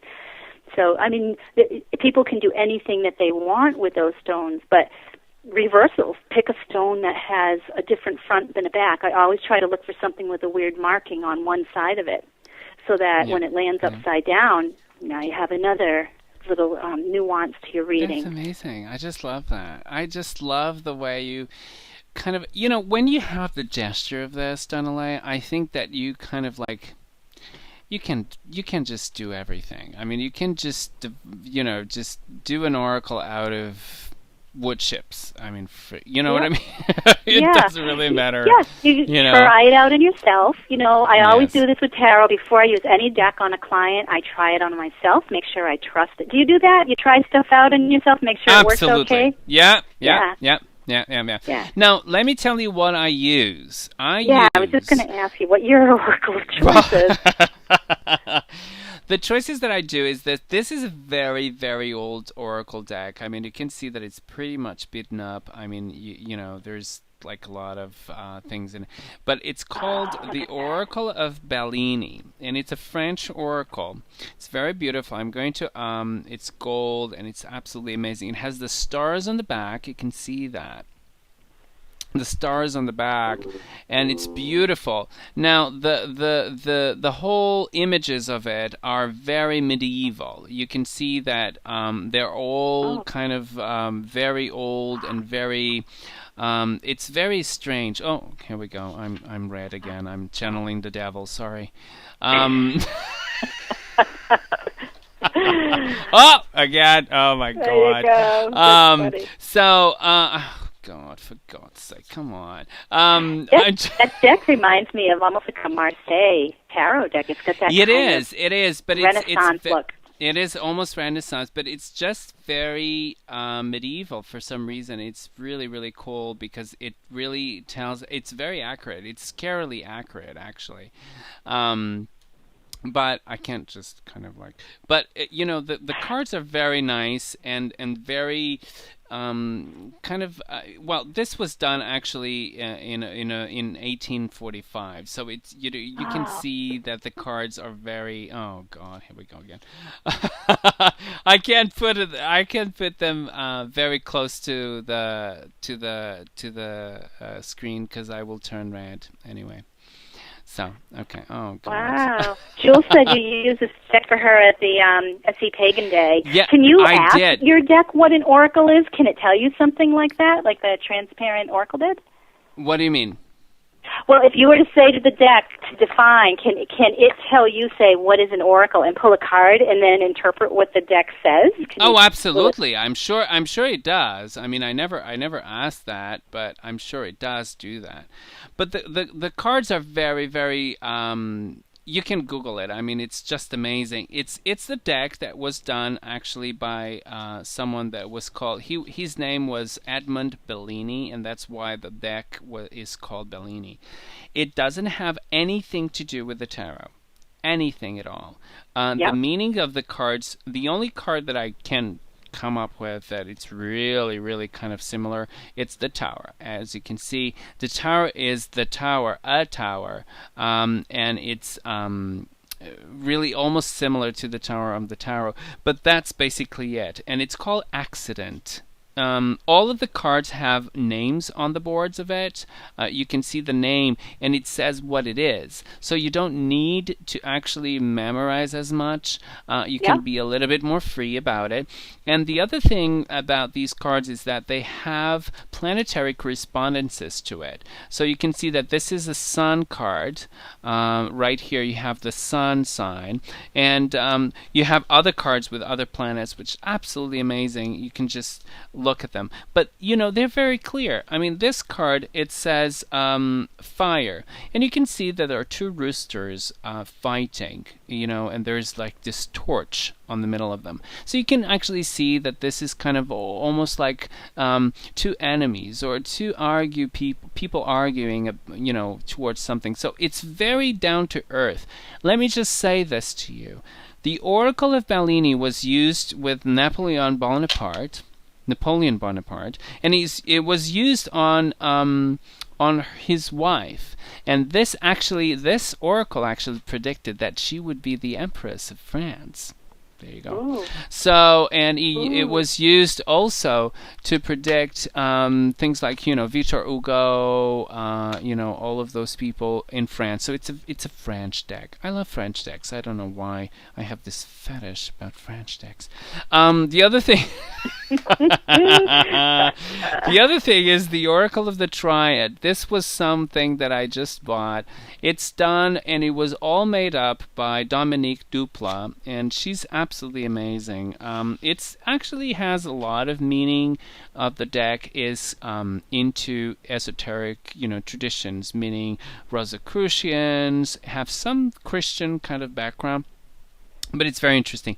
This is the death, or la mort, and it's all, French. So the names that come, all of them have the names on the bottom, and they have the names in French, which is kind of like, I think it's fancy. The water, if you read this for somebody, it's like, oh, it's European. But it's really beautiful. This is water. This is an error. So it's connected with the apple of the Eden, that, Eve gave to Adam, and it's an error, blah, blah, blah. But it's really beautiful. Now, you have the man right here. You have the elevation, and then you have the pyramid of Egypt, and all of these things that elevate. It's just amazing. Order. You have forgiveness, temptation. Here we go again. The apple and the serpent and all of that. So it has a little bit of, it touches all of those things. But these are the things that I really use because I love to not be too literal. So it gives me a little bit of space to kind of like give my insight about things.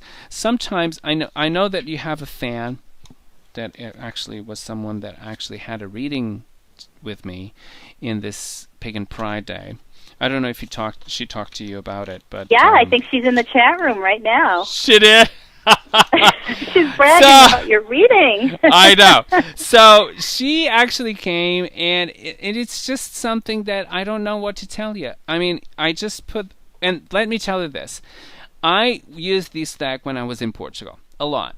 And she saw this. She saw the spread. So the way I lay down the cards was created by me because it really suits me. And I encourage people to do that.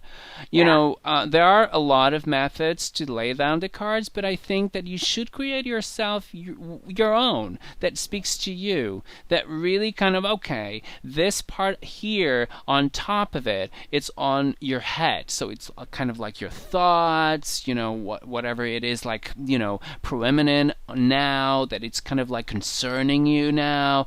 Now you have the middle one, it's your heart. So it's your heart part of it. So it's kind of like the middle of you. It's your emotions. It's whatever. And then the down thing about it, after that, on the down part, below that, it's actually the hidden things that you don't say to anybody. It's your secrets. It's your concerns. Ooh. It's something. So it's kind of like you just build yourself a spread, that have meaning to you. You know what I mean? Just do it. That's what I do, yeah. I have my little thing. People will say, yes, what spread you use? It's mine. It's my spread. It's yours. It's Donnaleig's, with a little R in it. So, yes, it's your... It's your own. It speaks to you. And what else can do,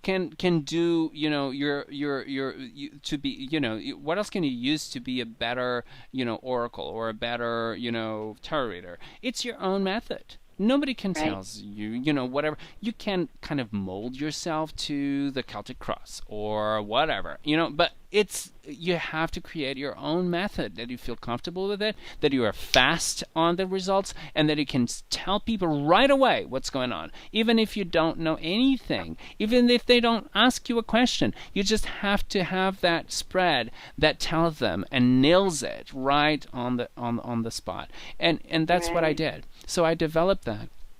Well, mostly when you develop your own spread too, you just know what the positions are without having to reference a piece of paper or a book, and then you can see like this card interacts with that card in this way. It's like tying your shoe; like you can talk while you're doing it. After a while, you don't have to keep like looking. It's the rabbit through the hole. It becomes a natural flow of conversation. Can I ask you a favor?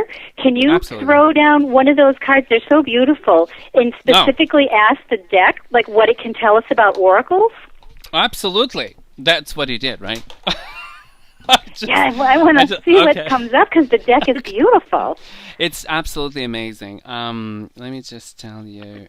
Let me just show. Do I have here? Let me just show people a little bit more about the Oracle of Bellini and what it is, because I want to show them images of the Oracle of Bellini, because I think that's something that it should be shared by us. Let me show this particular photograph of the Oracle of Bellini. Again, it is in it is in French, so don't mind the just look at the pictures, which are absolutely gorgeous and absolutely fantastic. I just love it. Look at this. Oh, I see my face. I don't see the card. Show me the card. Here we go. These are the cards of the Oracle of Bellini. So these are some of the cards. This card here, it's a woman, and it tells you that there is a woman. It's mostly either someone that it's connected. Oh, this is blinking again. Sorry. It's connected with you, or or the consultant, or oh God, I'm channeling the devil again.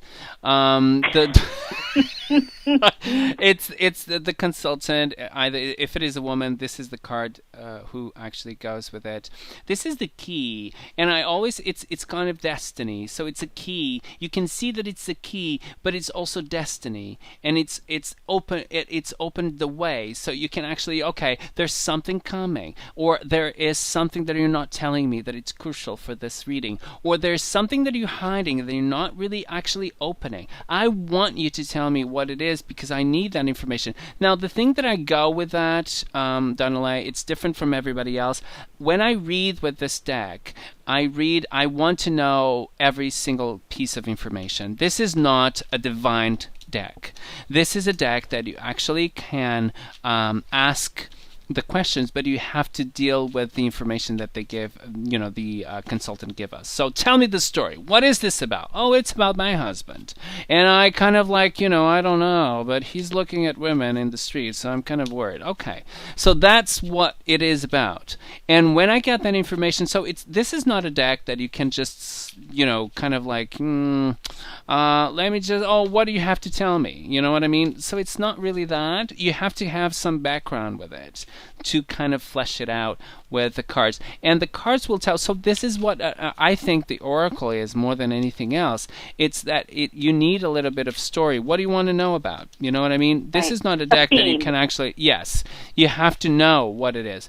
Now, this lower card right here, it's wealth. And you can see it's generosity. This hand is giving you a pearl. There's a crown. There is like all of these things. There is a lot of pearls going on, and little pieces of things that are kind of like going in. So it's generosity. It's wealth. It's giving something, or someone is giving you something. So it's very, very literal. This card here, right in the far right and the bottom, it's illness. I mean, you can see it's an old woman with a little thing, trying to walk. It's just something that it's very literal. Now, the owl here, it's intelligence, it's knowledge, it's everything that an owl will actually symbolize. It's there, so it's very literal. Everything that you can see on these cards is very, very literal. So it's very interesting. Let me take the card about the Oracle, what the Oracle is. Oh, wow. Okay. So the card that I had, let me show you this. This is very interesting. The card that I had, oh God, I'm channeling the devil again. Oh, for God's sake. I don't know. I think it's my red t-shirt. it goes like this. So I just wanted to kind of like really. Oh, okay. I'm trying. Okay, I can just talk about it. It doesn't matter. The thing is that I think that this card is union. It's about union, and it shows you an altar with two hearts. Okay. And two hearts burning. Right, and it's an altar. Normally, this card is connected with marriage, but I think that this all synthesizes into what is happiness. What you want. You want love. You want to be, together with somebody. You want to know what the ultimate happiness is, and this is what the oracle brings you, or not. I mean, it can't be the other way around, but this is what it is. It's about knowing what the essential of life is, and love is the most essential thing in your life. I mean, it's your heart, it's what you feel, it's what So I think that that's what the card says. It's mainly it's about the basic things in life. It's your necessities. About health, it's about love, it's about all of those things that you really kind of, you can have all of the things that my question is not about love. It's about my colleague in work that actually is making my life a hell, stupid, and really, really horrible, and having a hard time with her. Well, it's about happiness. It's about you being happy in your work. You know what I mean? In your work environment. So it's all about happiness. It's all about being in that peace place you need to be. So it's to be, or to make people at ease, and to make choices that are really, really good. Or that may be, or avoid mistakes. So it's kind of like avoiding mistakes and not really, do you feel that also? That it's what people want? Well, now, here's the interesting thing. You talk about union, and it is about us connecting to something else, and we're connecting with whatever that divine essence is that we're pulling in. I'll share something else to that. In a reading, when you hear or see something, sometimes even by mistake, like you look at a picture of a card and go, I never thought of it before, but doesn't that look like a cow? Or, what I thought you said at first was Jungian, the scientist like Freud is Jung. I thought you said Jungian, who is all about synchronicity and symbolism, and we base a lot of what we know based on his like psychology and science of psychology. So, in a way, I thought, well, that's really interesting, because that is what this is. We're studying the symbols and turning them into a message. And even when you were reading that web page you looked at, Kerrigan, if you go back and listen to yourself, you talked about it being intelligence and knowledge and hidden secrets, what are you not telling? And you talked about generosity, and what we're doing is we're giving of ourselves to other people we share as an oracle. Absolutely. Like everything you said fit in perfectly. So once you get your theme and you can latch on to what you're talking about. See, this is the card. This is the card. Do you see the card? It's an altar right here. Yep. And it has two hearts flaming, and it says union. So it's absolutely amazing, because this is what it is. For instance, this one here, see the middle one right here, the middle one. This is lovers. This is two hearts coming together, peace, there's this dove. This one here, which is the far right one below it, it's the Holy Spirit. You can see there is a triangle of manifestation. There is this dove that channels the Holy Spirit. So it's everything that has to do with protection. You're protected. You have like a bright mind. You're a very intelligent person. There's this whole meaning that you can get out of it.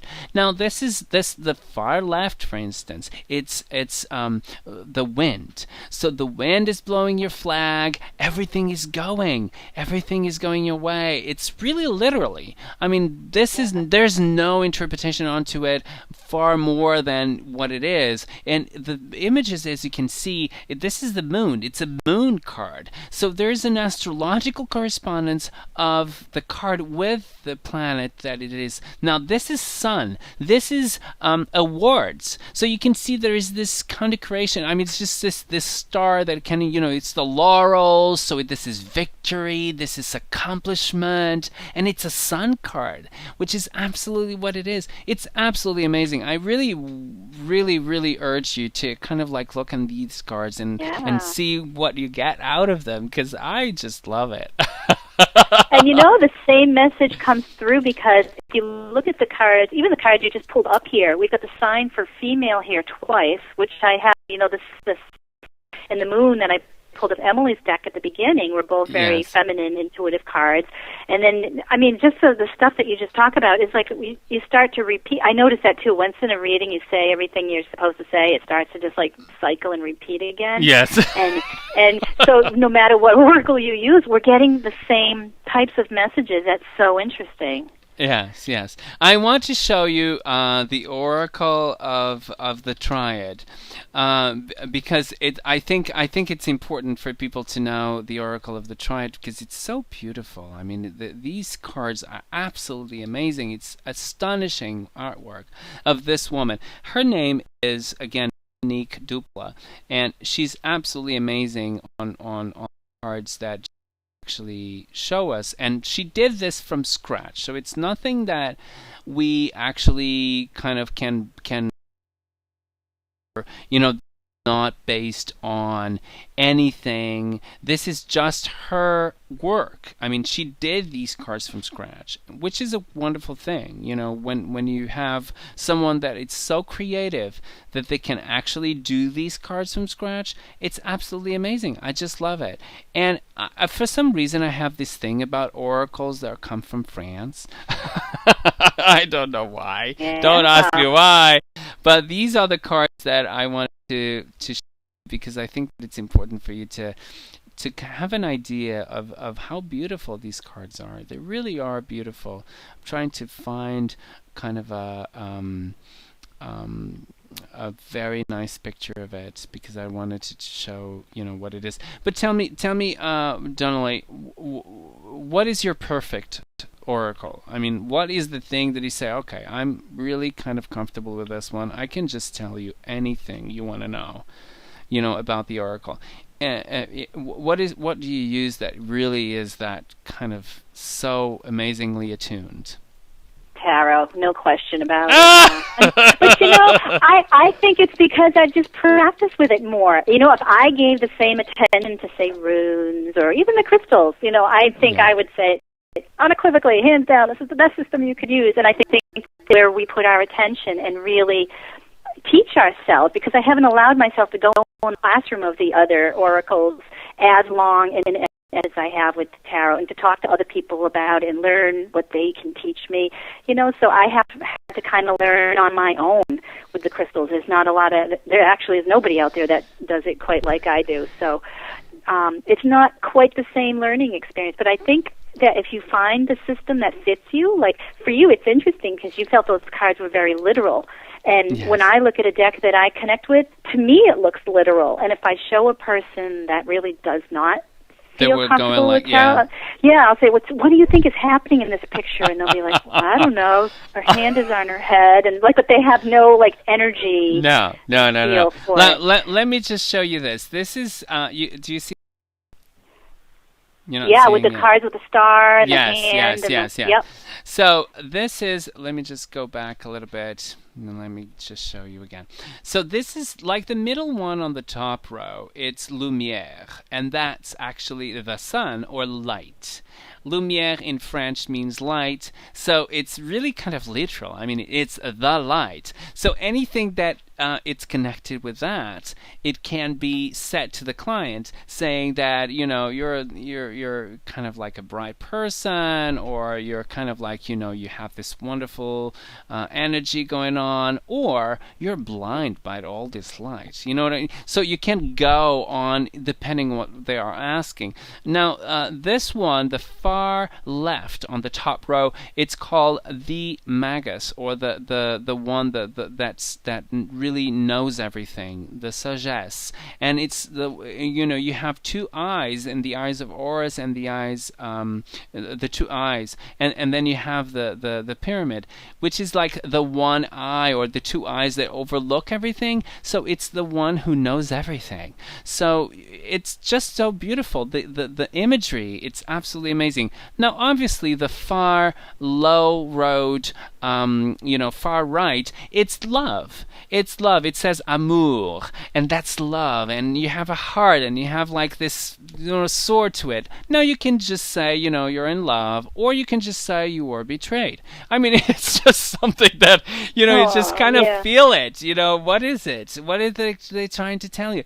Now, the middle one on the lower row, it's called silence. And you can see there's this silence. There's like kind of almost like this underwater kind of thing. I have to go back again.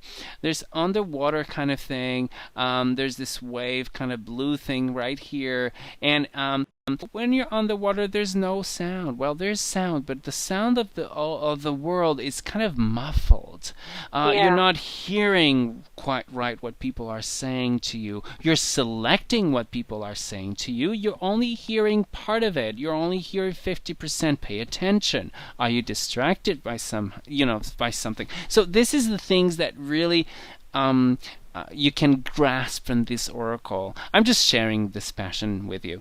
The other thing is initiation. This is the hand. Initiation is a very important moment for you. So you have like this eye which will illuminate you. You will be aware of things that you will not being aware before you were initiated. There is this esoteric meaning about it. You can actually see it on these characters in these hand. So hand is something that you use. It's something to use. So initiation is something that you'll use in your life, and you will progress towards illumination, or you'll be awareness, or more awareness. It will expand your awareness. So you can just say cautions. If you are if it is a caution card, if you see that it's a caution card, you can just say, be aware of your surroundings. You're not listening. You're not seeing things straight. You have to change your perspective. Change your perspective of viewing things. You have to see things in a different perspective. If it is something personal, you have to know a little bit more about yourself. You're not really kind of know what you can do. You can do more than you think that you can do. You don't know yourself too well. So it's absolutely amazing. I just love this, because you can actually build on what they're saying with other things that you have to do, and you have to say. Don't you think that these are the best cards? Can you actually build up upon them? They're awesome. Wow. And you know what? We're talking in the chat room about Emily Carding. She's got a new oracle that's coming out. It's the Wisdom of Albus Dumbledore. I love that. I love it. Do you know what it is about? Yeah. The Simple Wisdom of the Household Dog, and it's just so wonderful. And she has it on Facebook if you just look up the Simple Wisdom of the Household Dog Oracle. But she has, adventure is one, and it shows him up on these rocks looking over the water. It's almost like the Fool's card. It's so cool. It's waiting. So cool. The dog is sitting by the door, looking out the window, obviously waiting for the parent, I was going to say the owner or the master, to come home, and their favorite person. And sorry, he's in the snow and he's got this face on him, like, I really didn't mean to do it. So, and all of these are things that we can apply to our own life, but it's fun. Really, it's all in black and white, so it has kind of a classy edge to it. Yes. Really nice. It's really cool. I just love everything that, I think that Emily has this connection very deeply, to the divine. And I think that she is, or she can do things very, very how can I say this? She's really inspired. I mean, she's She one of those is. people that actually is inspired by everything that she does. It's She's inspired tapped by in. divinity. I think that that's what it is. I really. Absolutely. Well, she's creative and she's fun and she lets loose with it. She doesn't hold back. She gets a vision and she does it.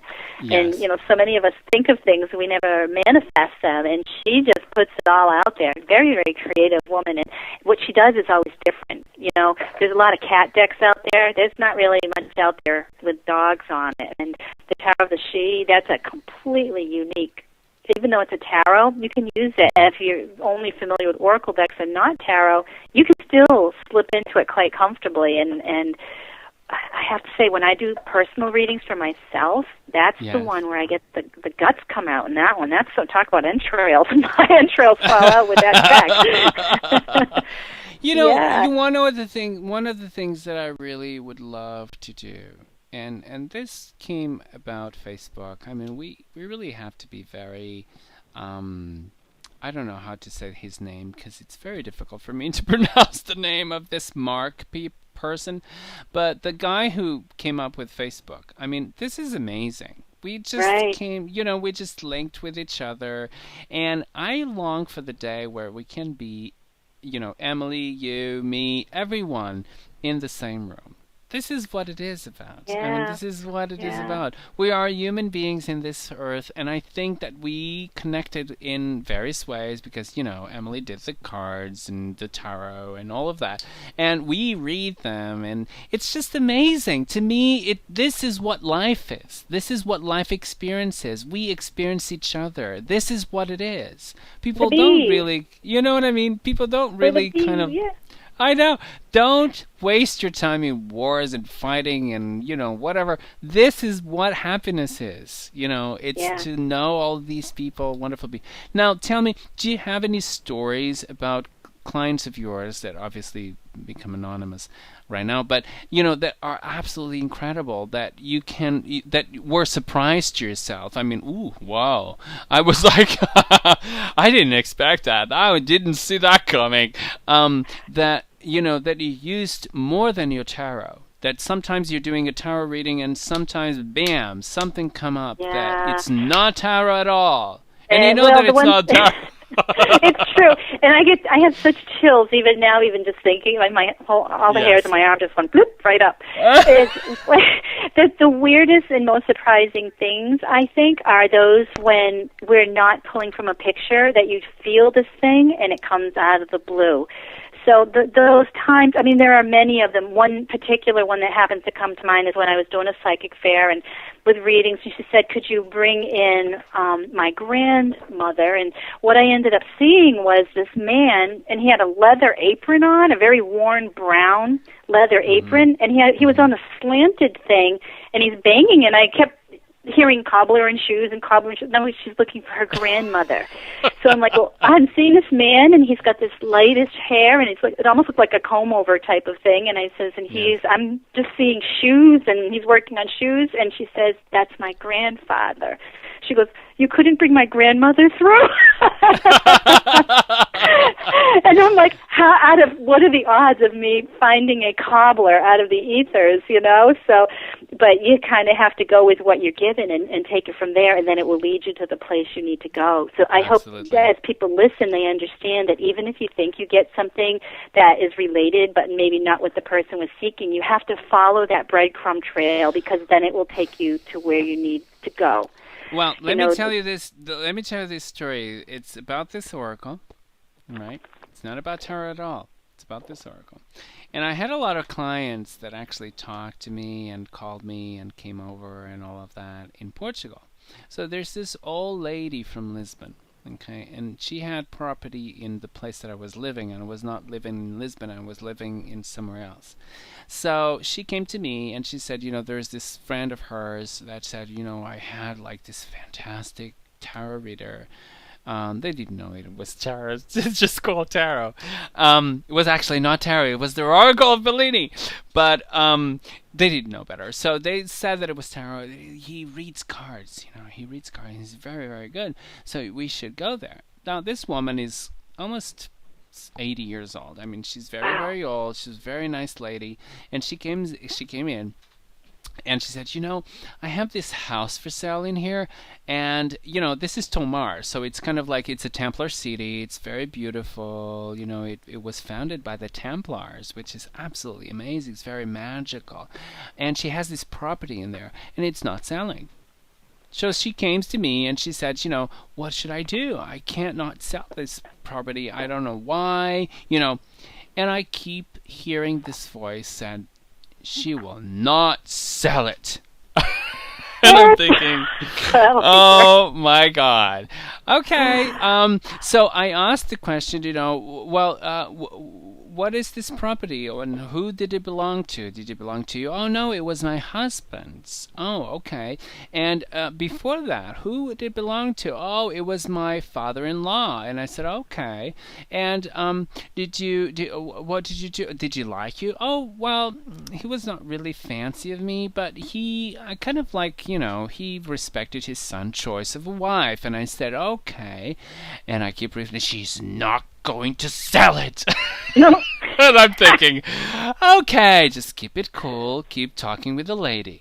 Now, okay, so did you ever talk to him, in life when he was alive? Oh, yes, I did. He was really kind of very introspective into himself. He didn't really talk to me a lot. And I said, okay, So I want you to do something. Go to the house, okay? Light a candle. It can be a, white candle. Whatever candle you have. It doesn't matter what candle you have, just a candle. And just light the candle and talk to him. Call him by name. Yeah. And said, blah, blah, blah, blah, blah, I'm here. I really need to sell this house because it's something that I really, if I get sick or something, I need help. So I really need this money. I really want to let this go. And I really want, your approval. I want you to be okay with that. And she kind of looked at me like, what the hell is he talking about? But I said, just do it. Just trust me. Do it. And that's what you have to do. And there's nothing to do with tarot. You're not seeing anything on the tarot, right? Right. Even, I didn't even open the deck. She said, but you're not seeing the cards. Oh, you want me to see the cards? Okay, let's. And I just did a spread. Of cards. And it says, obstacles, obstacles, obstacles, obstacles. And it had to do with death. I knew what I was talking about even before I spread the, I did the card spread. So I said to her, just go and talk to him. Be alone. No one in there. Okay? Just you, the light of this candle, and in the kitchen. It doesn't matter what it is. Now, she came back 2 weeks after.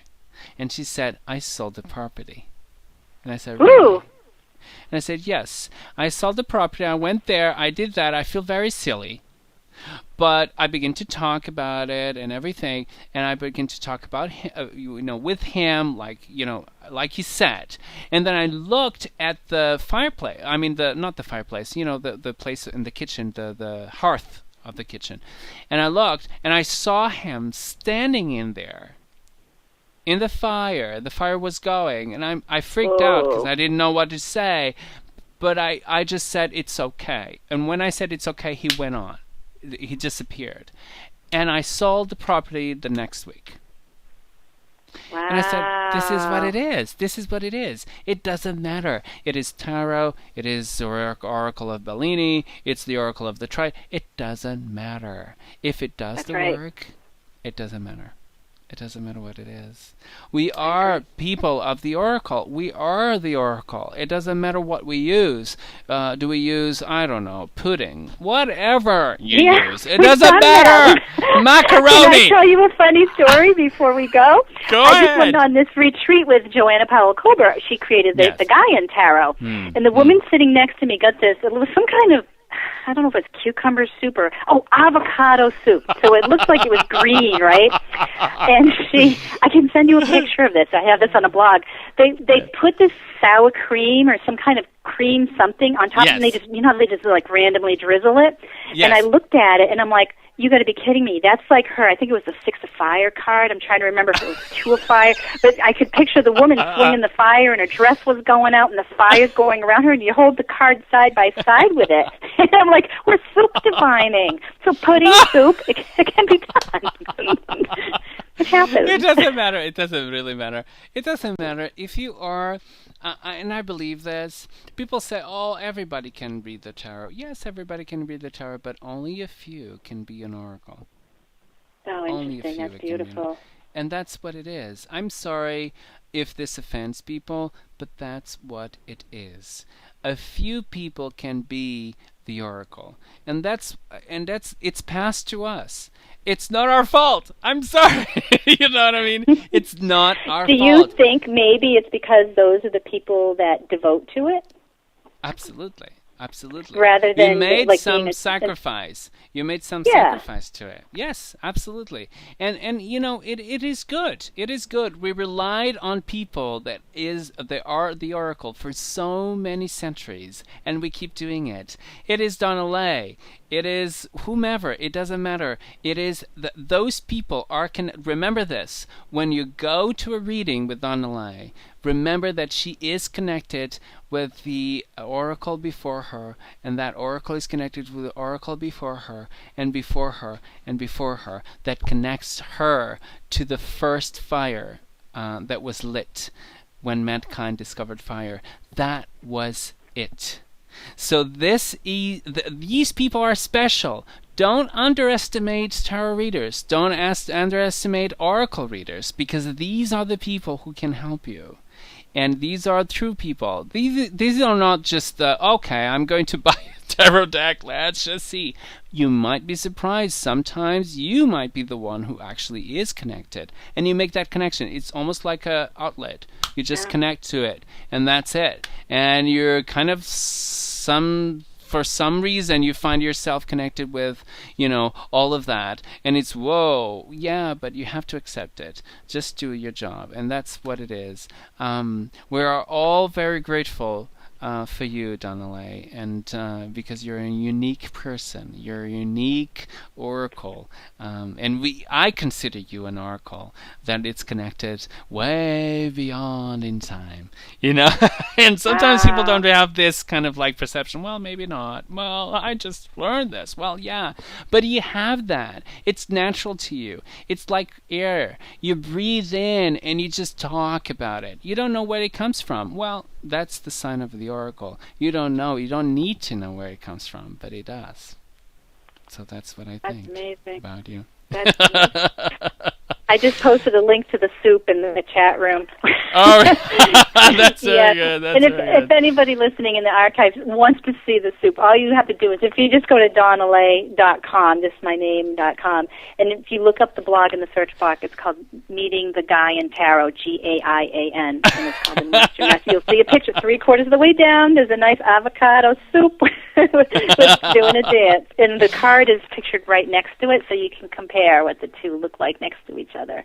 That's great. That's good. Well, Donnaleigh, thank you so much for being here on Witch Talk, and thank you for again, give us this gift of your presence, because I think that this is a gift. To be with you, to talk with you, it's a gift. And I'm not, bragging. I'm really not. I just think that we have to be grateful with people that we really, Emily is one of them. You are another one. I mean, there's so many people that we should be grateful in our passage to this earth in this reincarnation, and we really need to be grateful, to whomever. It doesn't matter. But we really need to be grateful to know these people, because you are the people that really enriched us. And you have other people who enriched your path, and that's fine. But, these are the people that we really have to be thankful for. Thank you so much for being, here on this incarnation and be, in the same time as me. Thank you. And I'm grateful for you, Kerrigan, and I thank you for the positive influence you have on the community. You are you're not only just a rising star. I mean, you're just a glowing glowing energy that, when people are around you, they feel good and happy and they want to learn. And what I like about you is no matter where you go and how far you take it, you're always looking at how to make it better and taking the next step. You're doing video now and you're showing things on the camera, and you're not afraid to take the plunge. And I want to pat you on the back for that, because you're living it to the hilt, and that's what life is about. You're doing your purpose, and you're taking it to the top. Even though you're going to college and you're learning this profession, and you still take aside what your passion is, and you don't make any excuses. You just live your full life, and it's a wonderful example to the rest of us on how to manifest a great life.